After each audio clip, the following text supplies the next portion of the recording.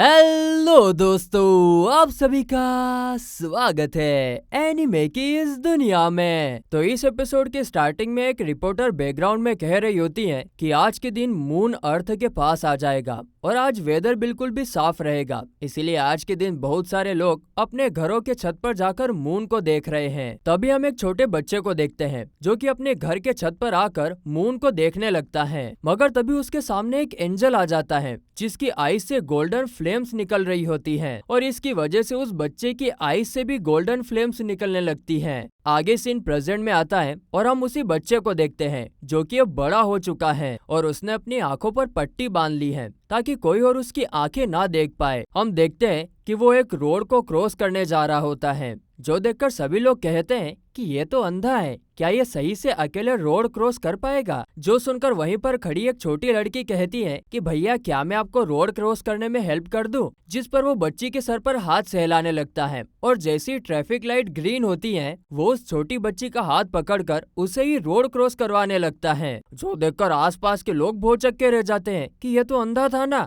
आगे फिर वो अपने घर जाने लगता है। तभी एक लड़की उसकी फोटो क्लिक करने लगती है और कहती है कि इसने कहा था कि जब ये छोटा था तब इसने मून पर एक एंजल को देखा था और इसी वजह से कुछ लोग इसे पागल समझते हैं। आगे वो अपने मन में कहता है कि उस एंजल वाली बात की वजह से मुझे मेंटल हॉस्पिटल में डाल दिया गया और 2 साल पहले ही मैं वहाँ से निकल के आया हूँ। वो ऐसा सोचते हुए आगे बढ़ ही रहा था कि तभी उसकी तरफ एक बॉल आने लगती है जिससे वो आसानी से बच जाता है और यह देखकर एक दूसरा लड़का जो बॉल को वापस लेने आया था वो हैरान हो जाता है कि अंधा होने के बाद भी इससे बच गया। जिसके बाद हमें पता चलता है कि लीन के पेरेंट्स अब इस दुनिया में नहीं रहे हैं और अब सिर्फ उसकी आंटी ही है जो उसकी देखभाल करती है। आगे हमें उसका नाम लीन क्विए बताया जाता है, मैंने पहले ही बता दिया, चलो कोई बात नहीं। अगले सीन में हम देखते हैं कि वो अपने घर पहुंच चुका होता है और आगे वो सारे सामान को आंटी को दे देता है। तो उसकी आंटी कहती है कि मैंने तुम्हारे कॉलेज जाने का इंतजाम कर दिया है, तुम कल से कॉलेज जाओगे और मन लगा के पढ़ना। ऐसा कहकर वो वहाँ से चली जाती है।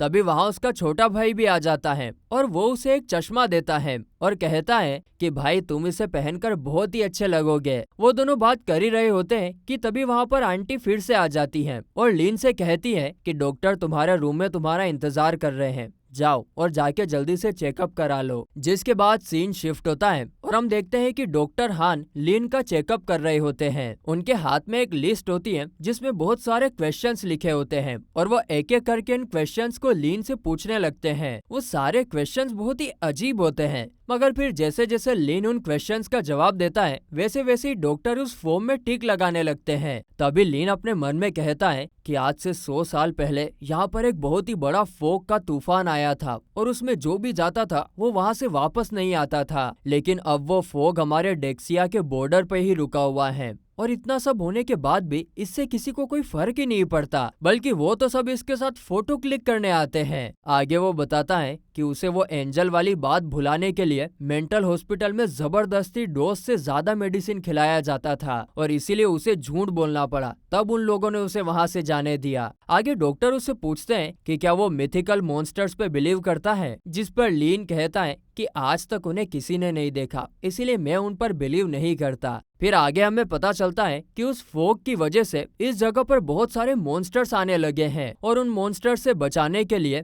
किसी ने एक ऑर्गेनाइजेशन बनाया है जिसमें बहुत सारे वॉरियर्स हैं जिन्हें इन मॉन्स्टर से लड़ने के लिए ट्रेन किया गया है। तभी सीन भी शिफ्ट होता है और हम देखते हैं कि एक मॉन्स्टर एक वर्कर पर अटैक करने ही वाला होता है कि तभी वहाँ पर एक लड़की खतरनाक हीरोइन वॉरियर की तरह आ जाती है और उस मॉन्स्टर को मार देती है, जिसके बाद वो अपनी एक बहुत ही खतरनाक वेपन से उसकी तरफ आते हुए और भी मॉन्स्टर्स को मार देती है। जिसके बाद वो अपने बाकी के साथियों से वहाँ के हालात पूछती है। तभी हमें पता चलता है कि यहाँ उन सभी लोगों के पास अपनी अपनी एक स्पेशल एबिलिटी है। आगे वो सभी लोग मिलकर सभी मॉन्स्टर्स को मारने लगते हैं और हमें पता चलता है कि इन सभी लोगों को एक और पर्सन लीड कर रहा है जो कि सिस्टम पर बैठा हुआ है और वो सभी मॉन्स्टर की लोकेशन बताता है। वो सभी लोगों को अलग अलग जगह भेजकर सभी मॉन्स्टर्स को खत्म करने का कहता है। आगे उन लोगों का एक साथी लाओ जाओ कुछ मॉन्स्टर्स के पीछे भाग रहा होता है, मगर वो उन्हें पकड़ ही नहीं पा रहा था। वहीं दूसरी तरफ उन्हीं का एक साथी अपनी एबिलिटी का यूज करके उन वर्कर्स की मेमोरीज को मिटा देता है ताकि शायद कोई ट्रोमा में ना जाए।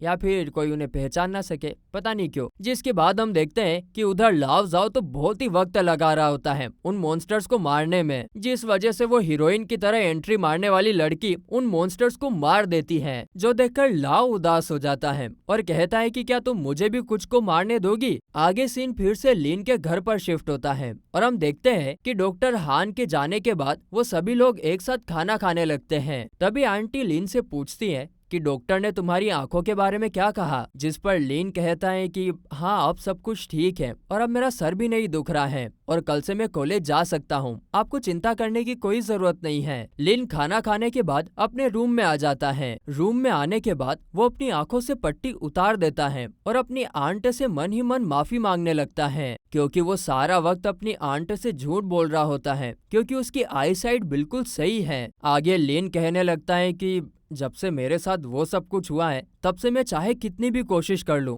मगर मैं अपनी आंखें खोल ही नहीं पाता हूं। मेरे पास इस दुनिया को लेकर बहुत से सवाल हैं। आखिर क्यों उस एंजल ने मेरी आंखों को जला दिया और क्यों पिछले 5 सालों से मेरी आंखें बंद रहने के बाद भी मुझे आसपास का सब कुछ दिखाई देता है। और तो और वो डॉक्टर ली भी कोई सिंपल आदमी नहीं है, पता नहीं क्यों मगर वो मुझसे ऐसे सवाल पूछ रहा था जो कि मेडिकल रिकॉर्ड्स में इंक्लूडेड ही नहीं रहते हैं। और इन सबसे भी ज्यादा एक वियर्डेस्ट थिंग मेरे साथ पिछले 5 सालों में हो रहा है। मुझे हमेशा से एक सपना आता है जिसमें कभी ना खत्म होने वाला फोग चारों तरफ फैला हुआ रहता है और एक मिस्टीरियस सी बिल्डिंग भी अचानक से कहीं से मेरे सामने आ जाती है। जिसके बाद हम लोग लीन को उसी गेट के सामने खड़ा देखते हैं जहाँ पर उस गेट के ऊपर असाइलम ऑफ गोड्स लिखा हुआ था और लीन के पास आते ही उस पर एक नोक अपीयर हो जाता है। नोक क्या होता है? साकल साकल, टिंग टिंग। और उस साकल की मदद से लीन अब उस डोर को नॉक करने लगता है और ऐसा करते हुए वो अपने मन में कह रहा होता है कि ये गेट हमेशा मेरे सपने में तो आता है मगर मैंने कभी इस डोर को नॉक नहीं किया है। शायद से इसके पीछे गोड्स हो सकते हैं और ना भी हो तो मुझे मेरे सवालों का जवाब तो इस गेट के पीछे ही मिलेगा। मुझे किसी भी तरीके से इसे खोलना होगा। जिसके बाद ये सीन शिफ्ट होता है और अगले सीन में हम लोग लीन को स्कूल जाते हुए देखते हैं, जिस दौरान कुछ लोग लीन को देखकर सोच रहे होते हैं कि क्या एक अंधा भी स्कूल जा सकता है क्या पढ़ने के लिए, मगर लीन उन लोगों की बातों पर ध्यान नहीं देता।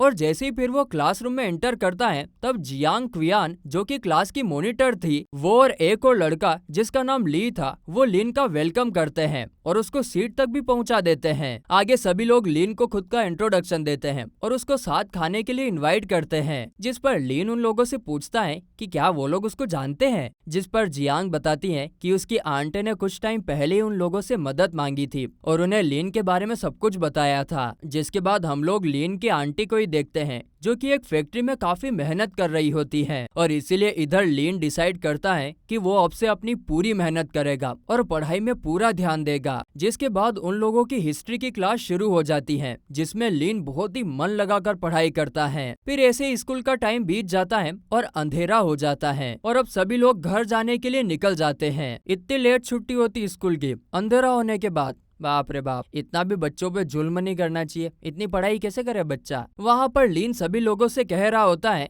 कि मैं खुद से घर जा सकता हूँ, जिस पर जियांग लीन को टोकते हुए कहती है कि हम लोग तुम्हें ऐसे अकेला नहीं छोड़ सकते हैं। हमने तुम्हारी आंटी को प्रॉमिस किया है, हमने उनसे कहा है कि हम लोग तुम्हारा अच्छे से ध्यान रखेंगे, इसलिए अब तुम चुपचाप चलो। थोड़ा दूर चलने के बाद उन लोगों में से एक लड़का तो अपने घर वाली गली में चला जाता है, जिसके कुछ देर बाद उन लोगों को वहाँ पर कुछ अजीब सी स्मेल आने लगती है और तभी लिन को भी किसी मॉन्स्टर की प्रेजेंस फील होने लगती है और तभी देखते देखते वो मॉन्स्टर एकदम भूतिया एंट्री के साथ उन लोगों के सामने आ जाता है। वहीं दूसरी तरफ हम लोग एक आदमी को गेम खेलते हुए देखते हैं, जिसके पास अब उसके लीडर का कॉल आता है। वो लीडर उस आदमी को कुछ घोस्ट फेस्ड क्रिएचर के बारे में बताता है जो कि सिटी के एक पार्ट में अचानक से अपीयर हो गए थे और वो क्रिएचर सब ऑर्डिनरी लोगों को मार रहे होते हैं। इसीलिए अब उसका बॉस उसको उस जगह पर जल्दी पहुंचने को कहता है, जिस पर वो बंदा उस स्पॉट पर पहुंचने के लिए जल्दी से निकल जाता है। वहीं इधर हम लोग सभी स्टूडेंट्स को देखते हैं जो कि अब उस मॉन्स्टर से बचने के लिए भागने लगते हैं और इसी भागने के दौरान लीन तो जमीन पर गिर जाता है। वहीं पर अब वो मॉन्स्टर जियांग पर हमला करने वाला होता है कि तभी लिन अचानक से बीच में आ जाता है और जियांग को यहाँ से भाग जाने को कहता है और फिर वो खुद उस मॉन्स्टर से लड़ने लगता है। लिन अपनी पूरी ताकत से उस मॉन्स्टर से लड़ने की कोशिश करता है और उसको अपने ऊपर से हटाकर वहाँ से भागने की कोशिश करता है, लेकिन थोड़ी ही दूर जाने पर उसके सामने एक और मॉन्स्टर आ जाता है जो कि किसी इंसान को तंग कर रहा होता है। जिसके बाद दूसरी तरफ हम लोग उसी आदमी को देखते हैं जो कि अब स्पॉट पर पहुंच चुका होता है। वो अब अपने पावर का यूज करके उस पूरे एरिया को एक एयर स्पेस में बंद कर देता है, जिससे ऑर्डिनरी लोग तो बाहर निकल पाते हैं मगर वो मॉन्स्टर्स नहीं निकल सकते। जिसके बाद वो लोग अपना operation ghost face clearance start कर देते हैं और फिर वो आदमी और उसके साथी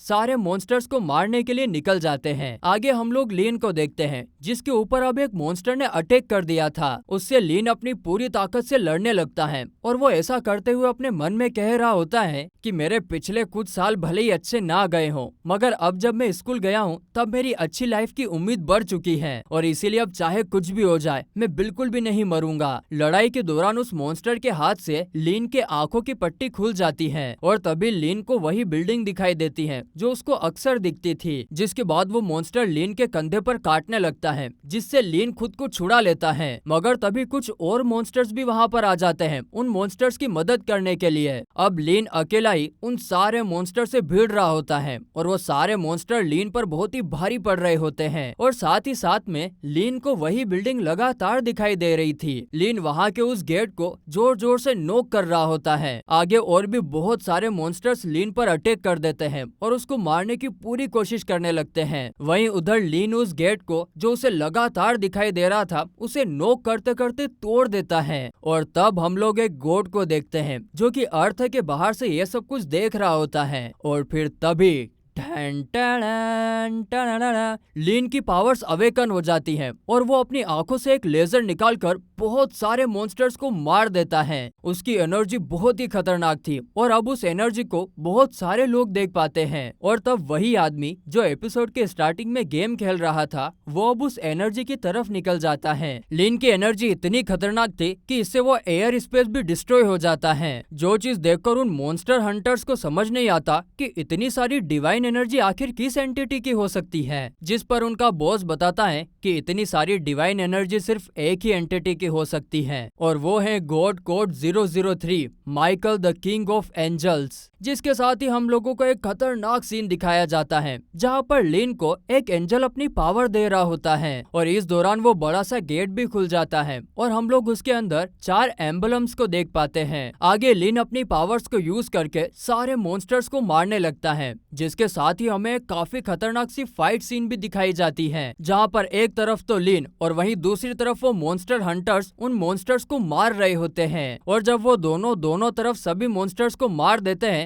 तब उनका एक दूसरे से सामना होता है जहाँ पर उनमें से एक बंदा लिन को अपने साथ काम करने के लिए इनवाइट करता है मगर लिन उसको इग्नोर करके वहाँ से चला जाता है। वो भी चला गया, हम भी जाते हैं क्योंकि यह एपिसोड यहीं पर खत्म होता है।